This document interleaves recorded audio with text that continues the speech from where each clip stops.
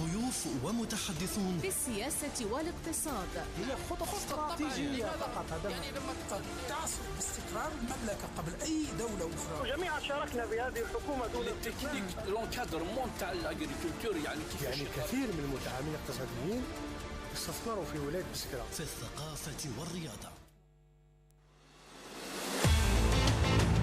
Dimanche Sport. Dimanche Sport. L'actualité sportive, toutes les disciplines. Le sport national et international pour vous. Sur Radio Algérie International.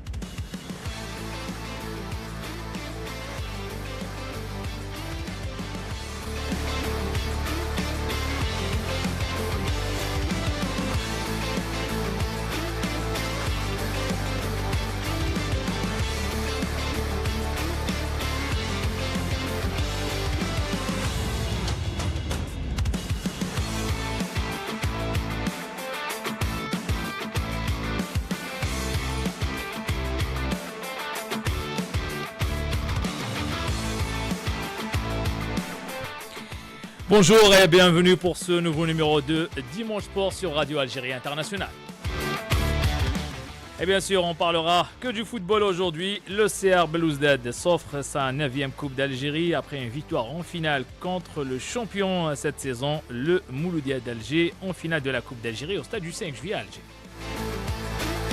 On reviendra également sur le tirage au sort des éliminatoires de la Coupe d'Afrique des Nations, la CAN 2025.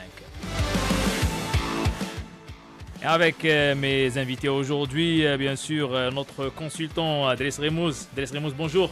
Bonjour Walid, bonjour à nos amis. Et bien sûr, avec nous aujourd'hui, deux anciens du CR Belouizdad. À ma droite, l'ex-international et ex-joueur du CR Belouizdad, M. Hossein Yahi. Monsieur Yahi, bonjour, merci d'avoir accepté notre invitation. Bonjour et merci de l'invitation et très heureux d'être avec mes amis Ahmed et Remouz. Merci à vous, Monsieur Hossein Yahi, et bien sûr, un ex-défenseur du CRB, Monsieur Ahmed Laribi. Monsieur Ahmed Laribi, bonjour. Bonjour Walid, comme d'habitude, très heureux de vous retrouver. Et quelle chance pour moi, c'est une chance inouïe de retrouver mon ami, mon frère Hossein, qui n'est plus à présenter. Merci à vous d'avoir accepté notre invitation. Bien sûr, on va parler de cette finale et cette victoire du CR Belouizdad. On va commencer avec vous, Monsieur Driss Remouz. Le CRB s'est adjugé la 57e édition de la Coupe d'Algérie en battant le Mouloudia d'Alger 1-0. Un but marqué par le défenseur Chouaib Keddad. Monsieur Driss Remouz, une victoire méritée vu la physionomie de cette rencontre. Le CRB a remporté la 9e Coupe d'Algérie de son histoire. Une analyse rapide sur ce match avant de rentrer dans les détails. Oui, on va laisser de côté l'analyse technico-tactique parce que franchement, on le dit, on ne cesse de le répéter, le niveau ne cesse de dégringoler et on a vu un non-match, mais plutôt sur le plan bataille sur terrain, on a vu vraiment une empoignade, on a vu vraiment beaucoup de duels. Malheureusement, on n'a pas vu beaucoup d'actions technico-tactiques qui nous font plaisir, nous, autant que techniciens. Mais je dirais sur l'ensemble de la partie, le Shabab mérite amplement sa victoire. Et puis, il faut reconnaître que chaque finale, c'est celui qui en veut le plus qui l'emporte pratiquement à chaque coup. Et c'est ce qu'on a vu sur terrain. On a vu des joueurs du Shabab qui étaient plus volontaires que ceux du Mouloudia, peut-être dû bien sûr aux événements qui ont précédé les matchs, où le Mouloudia, pratiquement avec ses joueurs, ont célébré le championnat, ont célébré beaucoup de choses, sauf se concentrer sur la finale. Monsieur Hossein Yahi, avant ce match, les pronostics étaient en faveur du Mouloudia d'Alger, mais finalement, l'entraîneur brésilien Carlos Paqueta a bien préparé son équipe, surtout sur le plan mental. Tout d'abord, permettez-moi de dire bonjour et bonne fête à tous les Algériennes et Algériens. Et Allah yarham shuhada. Pour votre question, je crois que cette finale a été très bien préparée par le CRB, par son staff et surtout à leur tête, M. Paqueta. On a vu sur le terrain une équipe bien en place, surtout tactiquement, par rapport au Mouloudia qui ont gagné le match avant de le jouer. Et on dit il ne faut jamais prendre la peau de l'ours avant de l'avoir tué. Donc, avant le match, le Mouloudia a trop, même je parle des joueurs, hein, était beaucoup plus déconcentré par rapport aux joueurs du CRB. Et on l'a remarqué sur le terrain que le CRB était bien en place. C'est vrai que, comme il a dit Remouz, que sur le plan technique et tactique, on n'a pas vu grand-chose. Mais la différence, elle était sur cette volonté du CRB, premier sur le ballon. Ils ont gagné leur duel. Ils étaient très concentrés. On le voyait sur leurs yeux, leur visage, qu'ils étaient très concentrés par rapport au Mouloudia. Restez avec nous, donc, Monsieur Hossein Yahi. Et bien sûr, on va revenir également pour Monsieur Ahmed Laribi. Mais on a avec nous en direct, bien sûr, on a parlé du staff du CR Belouizdad. On a l'entraîneur adjoint du CRB, Monsieur Sabr Besmaïn. Monsieur Sabr Besmaïn, bonjour. Bonjour Walid et Monsieur Sabr Besmaïn, tout d'abord félicitations. Barak alaikum, félicitations pour ce titre. Donc un 9e titre historique pour le CRB. Le CRB 4 fois champion d'Algérie, dernière finaliste de la saison dernière, vainqueur de la Coupe d'Algérie en 2019. Donc le CRB qui termine la saison en beauté, termine 2e en championnat, vainqueur de la Coupe d'Algérie, une qualification pour la Ligue des Champions la saison prochaine. Donc on peut dire que c'est une saison positive, Monsieur Sabr Besmaïn. Salam alaikum. Bien sûr, c'est positif parce que on s'est classé 2e. En plus, c'est-à-dire on a eu la finale, on a eu la Coupe d'Algérie. On a terminé la saison en beauté, surtout pour les supporters, pour le club, parce que tout le monde, c'est-à-dire, كانوا حابين هاد la Coupe هادية. Et surtout, on n'a pas eu le championnat comme d'habitude parce que le CRB déjà, ça fait 4 années consécutives champion. Et en plus, l'échec de la Champions League, c'est-à-dire, a obligé c'est-à-dire, tout le monde de se concentrer sur la Coupe. Justement, comment vous avez vécu l'avant-match? Comment vous avez préparé cette finale? Voilà, on a très bien préparé la finale parce que juste après, quand ils ont dit qu'on va jouer le 5 juillet, on a donné 5 jours de repos pour les joueurs et on a c'est-à-dire fait une feuille de route, surtout c'est-à-dire pour c'est-à-dire les joueurs à la pression. On a fait 10 journées. C'est-à-dire on a travaillé 5 journées en extra et 4 journées comme stage bloqué. Et surtout, on a fait le stage sur le terrain de stade de Nelson Mandela et l'hébergement de Nelson Mandela. C'est-à-dire on n'a pas... C'est-à-dire on a fait l'hôtel parce que d'habitude, quand on fait l'hôtel, il y a beaucoup de monde, c'est-à-dire dans l'entourage, il y a une certaine pression, c'est-à-dire par nos supporters et par... même les proches de l'équipe. Bon, le CRB déjà a eu une petite expérience l'année passée où ils n'ont pas vraiment géré, c'est-à-dire l'avant-match, où il y avait beaucoup de monde dans l'hôtel, il y avait une déconcentration. C'est-à-dire cette année, on a choisi que, c'est-à-dire les joueurs à la pression. Et je pense que, c'est-à-dire la décision اللي خديناها عاونتنا بزاف كما يقولوا في الماتش. Monsieur Sabr Besmaïn, une vieille connaissance qui est avec nous, vous le connaissez bien, Monsieur Ahmed Laribi. Donc, justement, il est là avec nous et qui aimerait bien vous poser quelques questions, Monsieur Ahmed Laribi. Smaïn, salam alaikum. Salam, cher. Félicitations pour ce succès et puis tout le monde est content. Moi, c'est juste une question un petit peu pertinente et beaucoup plus technico-tactique. Comment a été fait le choix de Khassef au profit de l'Awafi? Est-ce que ça a été réfléchi ou est-ce que l'Awafi était blessé? Parce qu'on a remarqué que Khassef a apporté beaucoup plus dans la profondeur du jeu.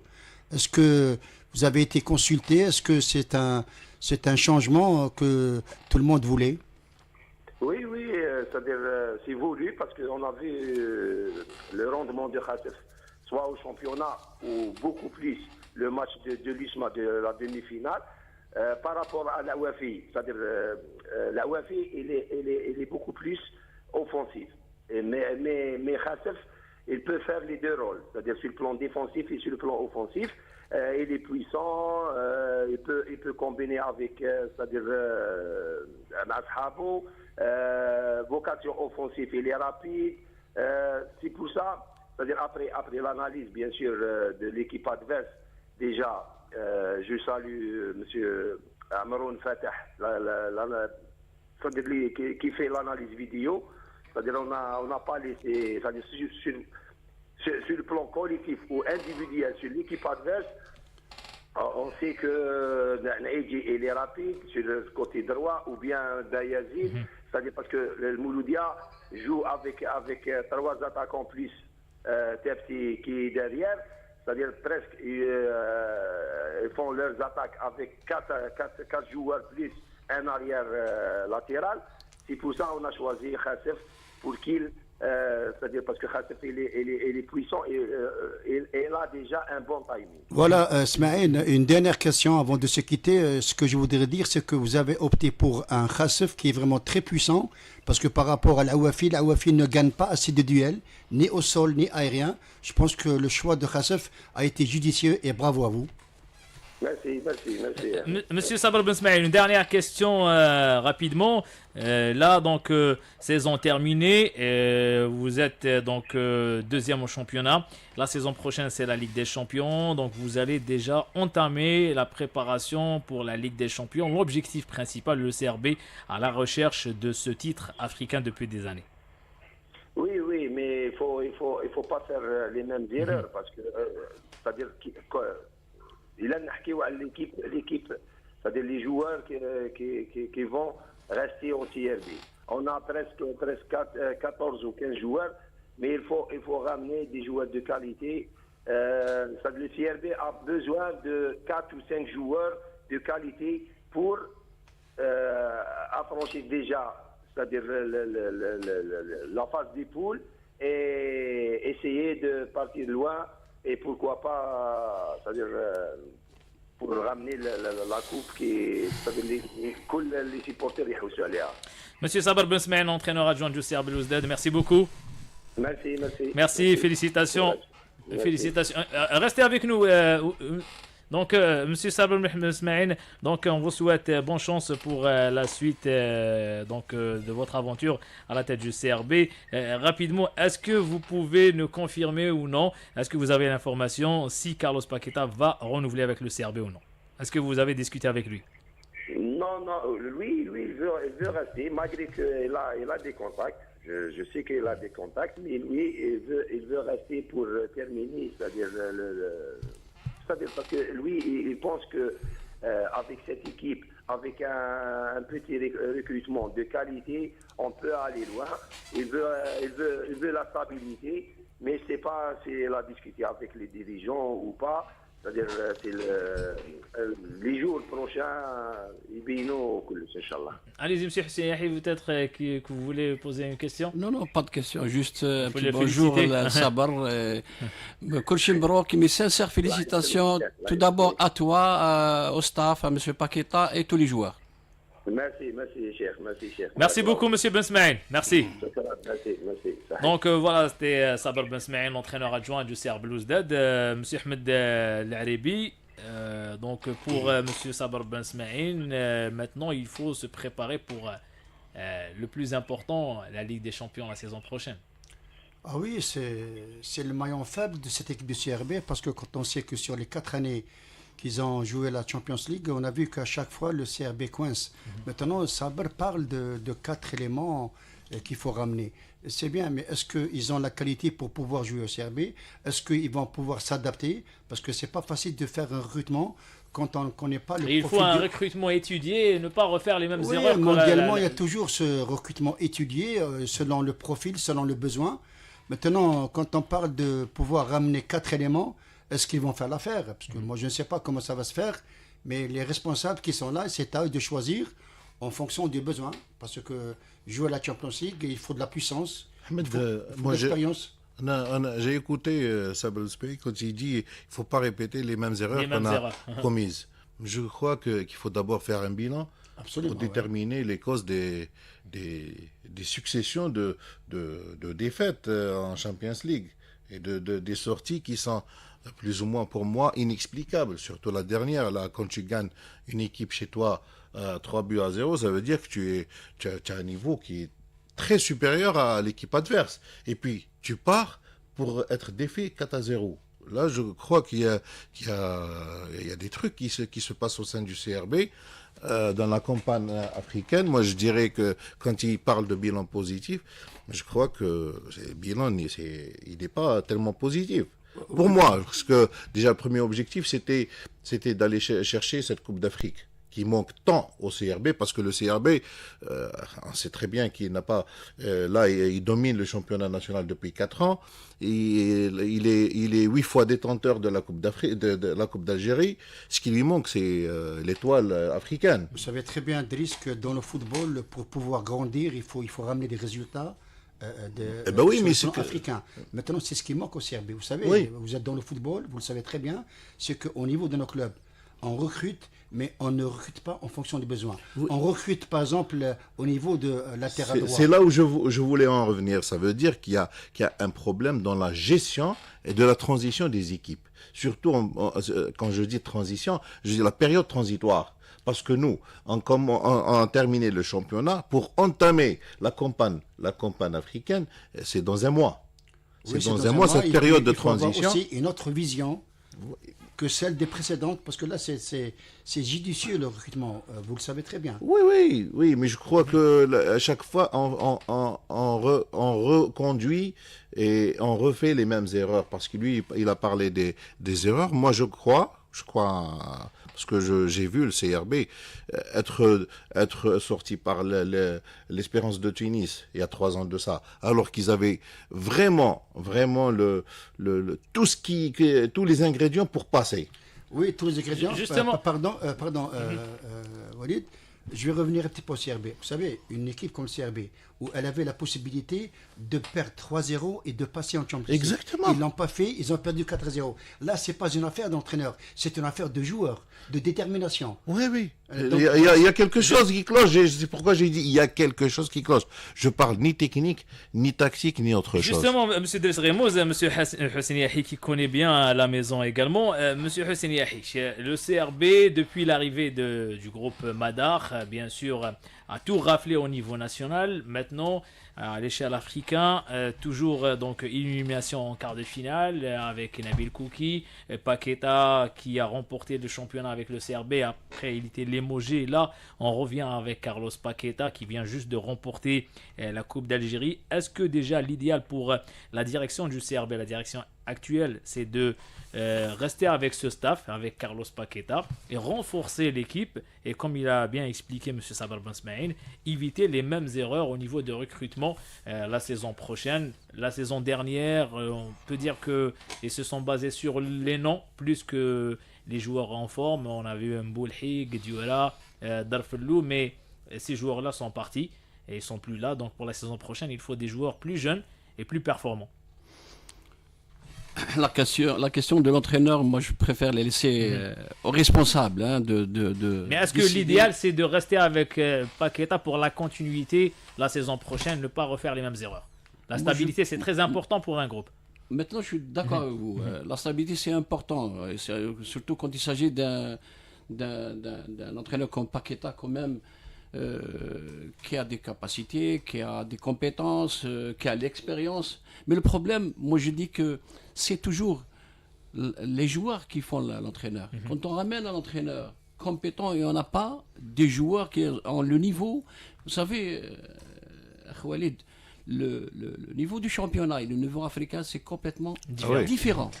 Moi je suis passé par le club. Et j'ai posé ce problème. Si on veut passer ce niveau-là, il faut ramener des joueurs qui ont ce niveau africain. Ce n'est pas que le niveau technique.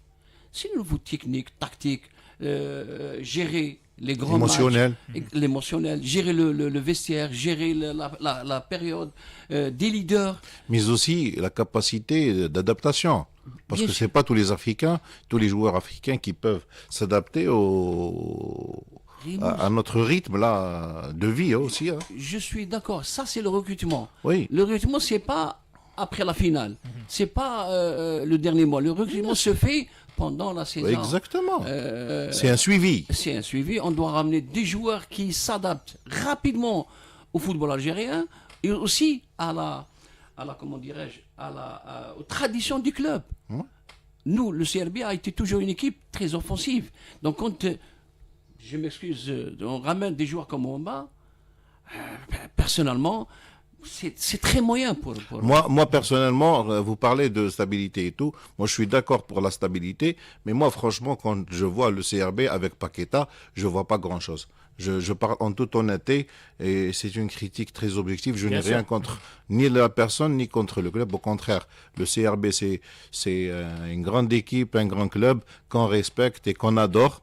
Mais il faut reconnaître les choses et les voir telles qu'elles sont. Avec Paqueta, j'ai vu une équipe vraiment tout juste moyenne dans le championnat parce qu'il y a eu beaucoup de hauts et de bas. C'est en forme de scie. Alors que l'entraîneur, il est là pour amener une stabilité croissante dans la pratique et dans le football. On n'a pas vu une croissance constante. On n'a pas vu une stabilité au niveau des actions technico-tactiques avec Paqueta. On n'a pas vu cette équipe dont on parle, Houssine, une équipe offensive. On n'a pas vu une équipe qui dominait et qui domine ses adversaires. Quand je vois pratiquement les grands matchs du Shabab cette saison, bon, c'est vrai qu'ils ont fait un match nul avec le Mouloudia, 0-0 en aller-retour. Mais sur le plan jeu, moi je parle contenu jeu, j'ai pas vu le CRB qui domine le championnat 4 fois champion d'Algérie. Je suis tout à fait d'accord avec vous, mais je veux dire que moi je préfère juger Paqueta parce que quand on voit le parcours d'Ao, quand même c'est une compétence. Vous avez bien évoqué, Houssine, vous avez dit que le championnat national, il est tellement... Niveau tout juste moyen. On va revenir enfin donc pour terminer avec bien sûr qu'est-ce qui attend le CRB, mais on va revenir rapidement concernant cette finale. On va écouter deux déclarations justement pour parler avec vous, Monsieur Ahmed Al-Aribi, concernant cette finale et qu'est-ce qui va passer lors de cette finale, surtout côté le Mouloudia, où on va écouter Patrice Bommel. On va écouter en premier le gardien du CR Belouizdad, Alexis Gendouzi, juste après ce sacre et cette victoire. C'est une grande victoire pour tout le monde aujourd'hui. C'était une longue saison. C'était une saison très très compliquée. Tout le monde nous attendait. Et aujourd'hui, on a répondu présent par un titre. On a gagné cette coupe qu'on a perdue l'année dernière. Et on rentre avec la coupe. Ah, merci beaucoup à tout le monde. On sait qu'on a de super supporters. Ils nous ont beaucoup soutenus aujourd'hui et c'est une grande fête. Et côté du Mouloudia, on va écouter l'entraîneur du Mouloudia d'Alger, Patrice Bommel, en conférence de presse juste après la finale. Non, parce que le titre, même si au final, on ne l'a pas trop célébré, on l'a célébré le soir du match à Nelson Mandela contre le MC Oran, mais on n'a pas célébré, on n'est pas allé dans Alger voir nos supporters, on ne l'a pas fait, parce que justement, on ne savait pas la date de la finale. Et c'est ce qui est assez frustrant, c'est qu'on aurait aimé communier avec notre public, mais justement, on ne voulait pas, vous savez, quand vous célébrez comme ça fait peut-être sortir un petit peu l'esprit, et on n'a pas fait.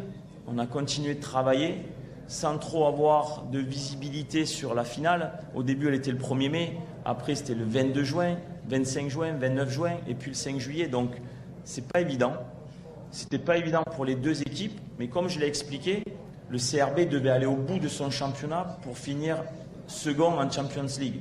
Donc ça a permis de rester concentré sur le championnat pour continuer de travailler.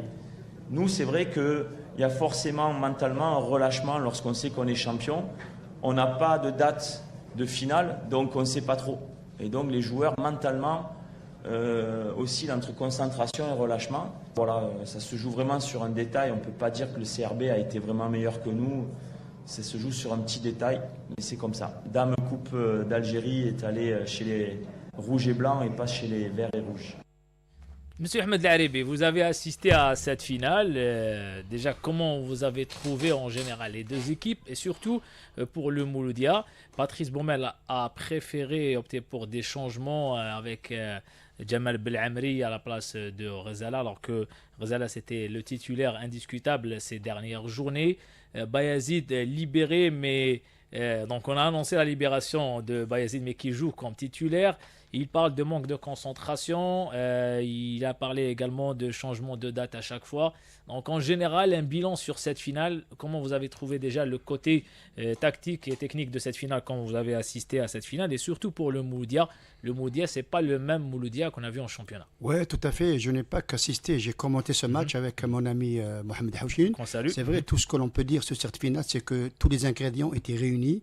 Mais malheureusement, comme l'a dit tout à l'heure Driss, on n'a pas assisté, et Houchine, on n'a pas assisté à une véritable finale par rapport à l'événement, par rapport au président de la République. C'est vrai, Baumel, il parle de relâchement, il parle de déconcentration. Il a reconnu et il n'a pas parlé de l'état d'esprit du CRB. Parce que le CRB mérite amplement cette finale avec un couronnement du trophée. Parce que le CRB n'était pas bon uniquement dans la fraîcheur physique, mais beaucoup plus dans la fraîcheur mentale. C'est ce qui a fait la différence. Un gars comme Boussouf qui a joué en dessous de sa valeur, mais le groupe a répondu positivement, ce qui fait que Boussouf a été un petit peu épargné. Pour que je dise que Khassef, c'est judicieux, parce que moi j'attendais de la part de Baumel à ce que les deux flèches qui sont Hleimia et Mouali, on ne les a pas vus. Ils sont restés trop derrière. Ce qui fait, ça a donné la possibilité à Ben Ayed côté droit et Khassef côté gauche de monter et d'apporter de la profondeur. On a senti en deuxième mi-temps que Khassef s'est libéré. On n'a pas senti que le Mouloudia a fait un pressing très haut. Le Mouloudia n'a rien proposé. Je suis désolé de le dire parce que je relate ce que j'ai vu, ce que j'ai commenté. Le Mouloudia est passé à côté dans le football. Par rapport à l'effectif que possède le Mouloudia, par rapport à son statut, par champion. rapport à la qualité individuelle et collective. Houssine a joué dans le haut niveau, il peut attester ce que je dis. Le Mouloudia, ça arrive de passer à côté le jour de l'événement à travers 1, 2, 3 joueurs. Mais là, on a vu un naufrage collectif des joueurs du Mouloudia. Ce qui fait que le Mouloudia n'a rien proposé. Par contre, le CRB était lucide, était serein dans sa manière de jouer, dans sa transmission des passes courtes et moyennes. Et puis derrière, Bayazid et Bleli n'ont jamais posé de problème, ni à Ben Ayed, ni à Khassef, ni à l'axe central qui est composé de Kedda et Bouchar. Ahmed, je ne sais pas si tu partages mon avis, mais je vois que le Mouloudia a complètement changé sa philosophie de jeu au cours de cette finale. Mouloudia qui nous a habitués durant toute la saison à jouer avec une transition et une possession de balle, surtout se basant sur les qualités individuelles et collectives de son milieu de terrain.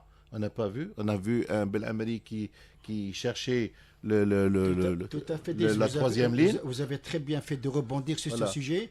Moi, parce que je vais lâcher un petit peu la parole, ce que j'ai envie de dire, j'ai toujours dit, même indépendamment de CRB Mouloudia, quand nos joueurs utilisent des passes longues, actuellement, le football de haut niveau, il n'y a plus de longues passes. Il n'y a que des passes moyennes et beaucoup plus de passes courtes. Et donc, celui qui ne joue pas bien dans une zone réduite, ce n'est pas un joueur de football aujourd'hui.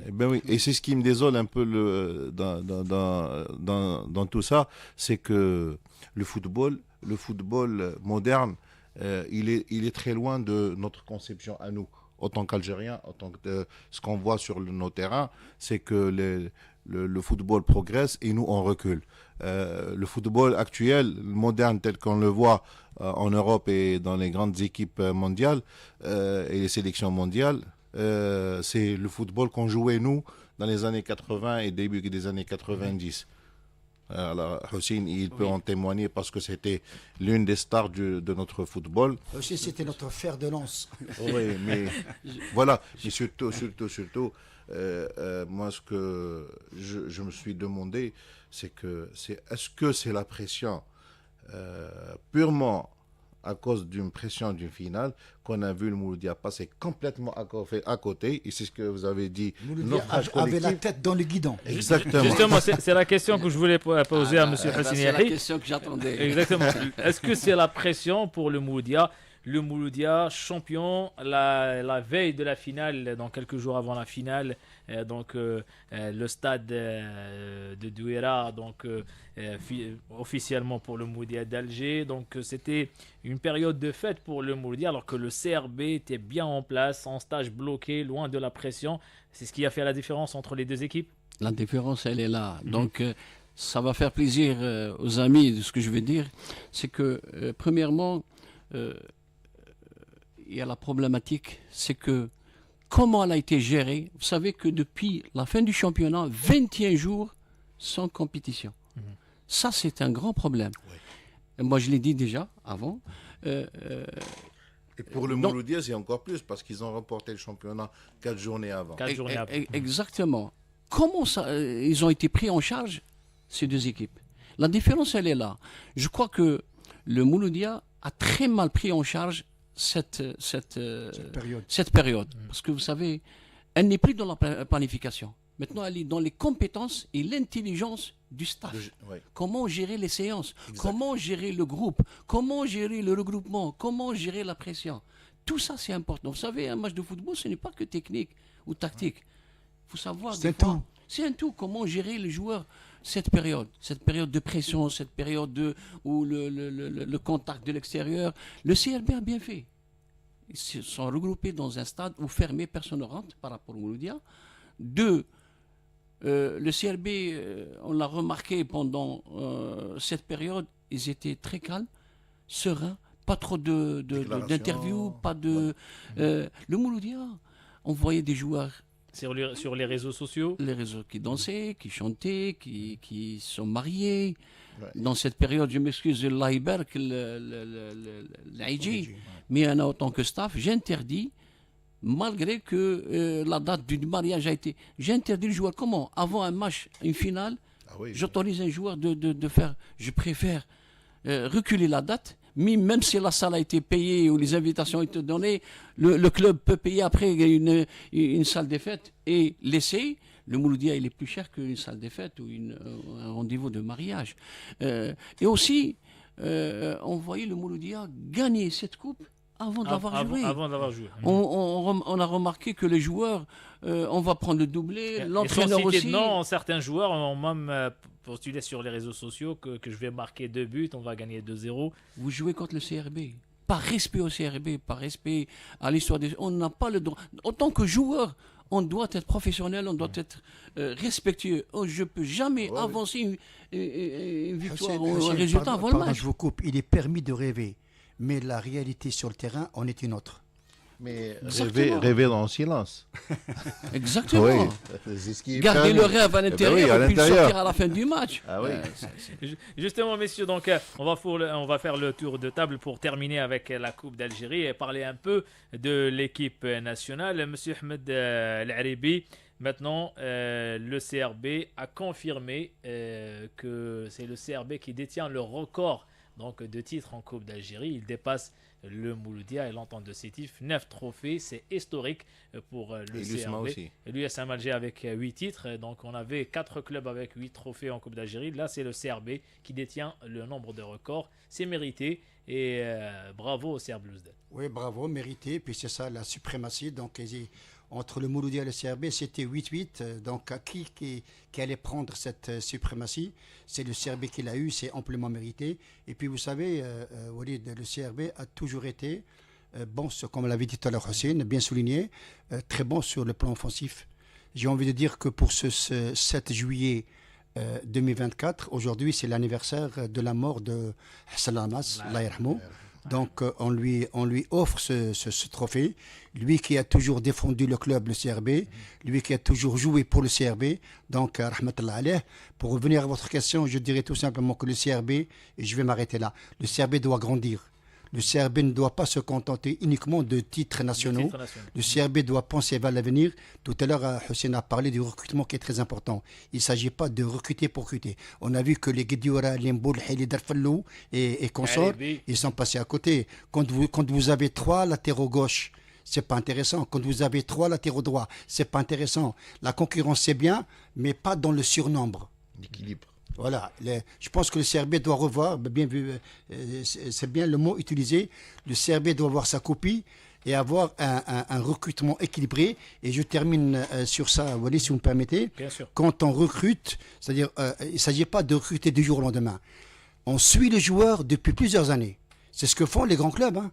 Et pour cela, il faut on ne ramène pas pour ramener. Pour cela, il faut une cellule de recrutement. Il faut une cellule, mais cette cellule, elle doit être composée d'anciens joueurs qui ont un certain niveau aussi. Footballistique, instruction, tout ce que vous voulez. Monsieur Driss Remouz, depuis l'arrivée du groupe Madar donc, pour le CRB, plusieurs titres. En 2019, le club a su comment terminer la saison avec un titre, 4 fois champion d'Algérie, finaliste la saison dernière et cette année, 2024, Coupe d'Algérie. Au niveau national, c'est très intéressant. Maintenant, tout le monde parle c'est la même question, qu'est-ce qu'il faut faire pour atteindre le sommet africain et bien sûr rejoindre les grands clubs africains tels que l'Ahli, l'Espérance, Mamelodi Descendants et les autres. TP Mazembe également. Justement, vous m'avez posé cette question, moi je vais vous répondre. Tout simplement, il faut avoir de son côté un gars comme Hussein et un gars comme Ahmed Laribi qui sont des enfants du club, qui ont un grand savoir, qui ont de l'expérience du terrain, qui ont une certaine vision du football. Et c'est là, c'est grâce à cette vision, grâce à ces compétences qu'on peut grandir. Comment grandir? C'est ayant une planification judicieuse selon les capacités et les moyens d'un club. C'est tracer une planification à moyen et long terme. Nous, on n'a pas ça. Nous, le président, il est là, il ramène ses potes, ses coéquipiers, ses amis, sans se soucier. Moi, je le dis, il faut appeler un chat par un chat. C'est tout le monde qui ramène ses amis sans se soucier de l'avenir du club. C'est pourquoi il y a des échecs consécutifs. Là, si on fait appel aux gens compétents sans se soucier de nos relations personnelles, les relations personnelles, c'est au café, c'est au resto. Si on voit et on veut grandir, il faut ramener les compétences pour nous donner une certaine clairvoyance au sein d'une planification judicieuse qui peut nous faire grandir. Un Yahi ou bien un Ahmed Laribi, et c'est pas les plateaux qui font grandir le CRB. Non, c'est le terrain. C'est le terrain. Voilà, tout simplement. Monsieur Hussein Yahi, bien sûr, l'équipe première, l'équipe A, c'est la locomotive, mais il faut aussi la formation et c'est la question principale. Avoir un centre de formation pour un club professionnel, c'est très important. Il faut avoir l'ossature du club avec les enfants du club et se renforcer avec des joueurs d'expérience. C'est ce qui manque à nos clubs en général, pas seulement pour le CRB. Votre question, elle est pertinente. Le mal du football algérien, il est là, il se situe là. Tant que les clubs n'ont pas de centre de formation, notre football n'avancera pas. On n'a qu'à voir la Coupe d'Europe. Des joueurs formés dans des centres de formation, c'est des valeurs sûres. Et pourtant, quand on voit des joueurs de 17 ans, de 16 ans, on a l'impression qu'ils sont des leaders dans l'équipe. Quand on voit le Turc, comment il commande le groupe à 16 ans, à 17 ans, ça, c'est pas par hasard qu'il est là. C'est parce que il a été formé sur tous les plans. Sur tout le plan entraînement, communication, hygiène de vie, respect des catégories, respect du volume d'entraînement, expérience dans les matchs. Et là, chez nous, il faut le dire. Moi, j'ai toujours, à chaque fois que j'ai l'occasion de parler de ça, tant qu'on n'a pas de centre de formation, tant qu'on n'a pas, il y a des entraîneurs, il y a des éducateurs. Nous avons des compétences chez nous, mais ils sont ignorés. Marginalisés. Sous-estimés, comme il vient de dire Driss, que l'entraîneur de Marifa, le recrutement se fait par un ami manager, le recrutement se fait chez l'épicier, le recrutement se fait dans le marché. Il y a un joueur qui joue en Afrique. Voilà, des intérêts personnels. Donc, on n'a pas créé ces centres de formation. Donc, il n'y a pas un entourage qui a le niveau, il faut le dire, qui a le niveau, qui a son passé propre, qui a aussi des compétences. Et ces compétences, à partir de ces compétences, on forme comme viennent de dire les amis, une cellule de recrutement qui sont spécialisés comme partout. Quand on le voit en Afrique, des anciens joueurs ou des anciens entraîneurs dans des grands clubs font une cellule de recrutement. Leur travail, c'est juste de recruter. Ils sont au niveau national, maghrébin, africain, européen. Ils sont là en train de dénicher des joueurs qu'il faut. Et recruter un joueur, c'est pas dans une semaine. Recruter, c'est toute la saison, c'est 2 ans. Recruter un joueur, pas sur une vidéo. Un exemple pour le dernier club que j'ai vu, le club anglais Wolverhampton, qui vient de signer un contrat avec un garçon de 7 ans. Un recruteur l'a repéré dernièrement. Donc, c'est un travail de long terme. Oui, excusez, juste parce que je suis passé par là. J'étais manager au club. Vous savez, quand on a gagné le titre, on allait jouer la Coupe d'Afrique. Je dis aux responsables, là je dis bien aux responsables. Je me suis réuni avec eux, je dis voilà, maintenant, le niveau a grandi. Il faut des joueurs pour ce niveau. Des joueurs qui coûtent quand même, sont valeureux. Certains sont. Quand j'ai dit voilà, on va recruter des joueurs qui coûtent 3 ou 4 millions d'euros, les responsables m'ont pris pour un fou. On ne peut pas avancer si on ne recrute pas des joueurs Il faut casser sa tirelire. Bien sûr. C'est le cas de l'Ahli et de l'Espérance, c'est des joueurs à 3-4 millions de dollars. Ah, voilà, vous me rappelez le Ahli ou l'Espérance Tunis. Vous savez, on était pas loin de qualification finale. Mais comment ils ont gagné moi j'étais présent dans le stade. Comment ils ont gagné cette équipe, l'Espérance Tunis contre le CRB? Par leur leader. Ils n'étaient pas en forme sur ce match, mais ils savaient gérer cette mauvaise période ou bien ces scores, parce qu'on les a battus à l'extérieur, les changements, parce qu'on est arrivé au tir et penalty, ils ont changé un gardien, et tout ça, derrière tout ça, c'est tout un club, toutes tes compétences. Juste rapidement, et on passe à M. Ahmed Larib. Parce que pour le CRB, je reviens pour le CRB, quand tu joues au 20 août, et les matchs internationaux et africains, tu es obligé de les jouer à Nelson Mandela ou bien au 5 juillet. Ça veut dire que tu joues tout le temps à l'extérieur. C'est pas ton terrain. Et là, ça demande beaucoup aussi de questions et beaucoup de réflexions. On termine avec vous, M. Ahmed Laribi, avant de passer à l'équipe nationale. Oui, rapidement, vous avez posé une très très bonne question concernant l'aspect de la formation qui me tient à cœur. Puis aussi tout à l'heure, parler d'éducateurs, moi je parlerai de formateurs. Pour être précis, voilà. Maintenant, si on n'a pas le formateur, on ne sort pas du lot. Rapidement, Walid, si vous êtes, je ne sais pas si vous êtes au courant, le Collège technique national des entraîneurs, ils ont opté pour la suppression des U16 et U18. Moi, je dis que ça, c'est grave. Et puis, ils ont dit qu'on n'a pas assez de moyens, pas d'infrastructure. Et puis, ils ont imposé au niveau de la catégorie, je dis bien catégorie 2008-2009, à savoir, il faut avoir 20 qui sont nés en 2008 et 10 qui sont nés en 2009. Ça, pour moi, c'était pur bricolage. Je ne sais pas quel est celui qui a eu cette idée et va tuer nos jeunes. Donc ça c'est un autre débat. C'est un autre débat. C'est un autre on débat. On aura l'occasion d'en parler aussi. On aura l'occasion d'en parler. Donc il nous reste quelques minutes, Monsieur Hossein Yahi, Ahmed Laribi, Driss Remouz. Donc le tirage au sort de la CAN 2025, on l'a tous suivi, qui a été effectué dernièrement. L'Algérie versée dans un groupe qui comprend le Togo, la Guinée équatoriale et Libéria, un groupe où l'Algérie reste bien sûr le principal favori. Avant de vous donner la parole, nous avons avec nous justement le chargé de communication de la fédération togolaise de football, Stéphane Lavone. Monsieur Stéphane Lavone, l'attaché de presse de la sélection togolaise. Bonjour. Déjà, Monsieur Stéphane Lavone, un petit mot concernant déjà ce groupe et ce tirage au sort. C'est un groupe E qui est assez relevé, compact, on va dire difficile, avec deux équipes, on va dire, qui partent favoris, l'Algérie et la Guinée équatoriale, qui était d'ailleurs à la dernière CAN, donc forcément ils partent avec les faveurs des pronostics. Et puis il y a le Togo et le Libéria qui se valent, on va dire, et qui vont essayer de se battre pour pouvoir déjouer les pronostics dans ce groupe. Donc voilà, c'est un groupe assez compact, avec deux favoris qui se dégagent clairement. Après, il y a deux autres équipes aussi qui vont essayer de faire valoir leur talent, leur compétence.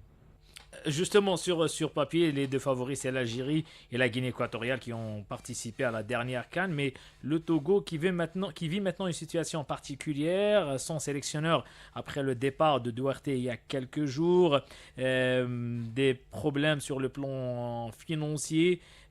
Comment vous trouvez cette situation ? C'est vrai que c'est difficile aujourd'hui de pouvoir se prononcer sur les deux confrontations entre Algérie et le Togo parce que c'est des matchs qui vont se dérouler dans plusieurs semaines et que dans plusieurs semaines, beaucoup de choses peuvent se passer. Mais bien évidemment, si on le voit directement, clairement l'Algérie part avec les faveurs de pronostic. Il n'y a pas photo. L'Algérie champion d'Afrique en 2019, il y a beaucoup de joueurs de grand talent. C'est vrai que sur les deux dernières CAN, c'était pas trop, les résultats n'étaient pas trop probants, mais c'est une équipe qui a des certitudes, qui a de très très bons joueurs et qui oui a changé d'entraîneur, qui essaie d'amener une nouvelle philosophie et tout, mais clairement l'Algérie pas favori devant le Togo, qui aussi a entamé une reconstruction depuis 3 ans. Malheureusement, le sélectionneur Paulo Duarte a quitté le navire il y a quelques jours, donc il va falloir attendre un nouveau sélectionneur arriver pour voir lui aussi son discours, ce qu'il pense mettre en place. Mais voilà, comme je dis, l'Algérie partira forcément favori de cette confrontation contre le Togo. Après, le Togo essaiera aussi de bousculer cette équipe de Fennec qui a une très très bonne équipe et qui a toujours fait de très très bons matchs. Donc, on espère juste voir de très très bons matchs avec des joueurs engagés de la part des deux équipes et puis on verra ce que ça va donner. Stéphane Lavon, attaché de presse de la sélection togolaise de football. Merci beaucoup.